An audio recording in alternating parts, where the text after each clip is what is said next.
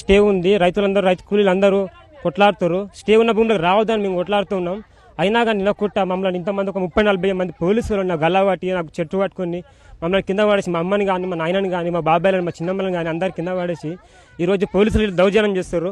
ఇంకొక టీజీఐఎస్ అధికారులు అమ్మబోతున్నారు. మా నాయనమ్మ కాడ నుంచి ఓవర్రా భూమిగా మీకు భూమి ఓవర్రా మీది చేపించినారా ఓవర్రా మీ భూమి ఏదిరా మీది కాదు అంటారు. 97 నుంచి మా భూమి మా తాత మా నాయనమ్మ మా అమ్మ మా నాయన కష్టపడి భూమి సంపాదించారు.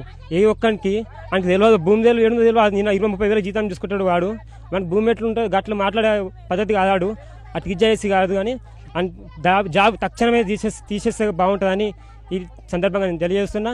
ఇలాంటి రైతులకు ఏ ఒక్క రైతుకి ఇట్లా ఇబ్బంది రావద్దు. నేను వెంటనే మా ఎమ్మెల్యే గారికి నా బాధ్యత నేను విన్నవించుకుంటా. తగిన పరిష్కారం ఎమ్మెల్యే గారితో ఎమ్మెల్యే గారు ఇస్తారా ఆర్డీఓ గారు ఇస్తారా. నా భూమి ఏందో ఫస్ట్ నాకు ప్లాట్ పైసలు ఏంది నా ఫార్మసీ ప్లాట్లు రాలేదు. ఇంకా ఇవన్నీ దగ్గర పెట్టుకొని ఈరోజు పోలీసులు దౌర్జన్యంగా వచ్చి మా భూములపై అది చేస్తుర్రు.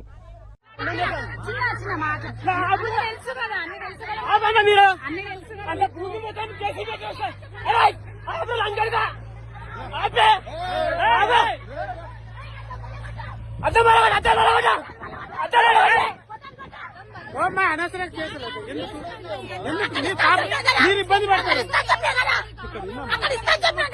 ఇచ్చేది కాదమ్మా నీకు చెప్పుకుంటే అర్థమవుతుంది.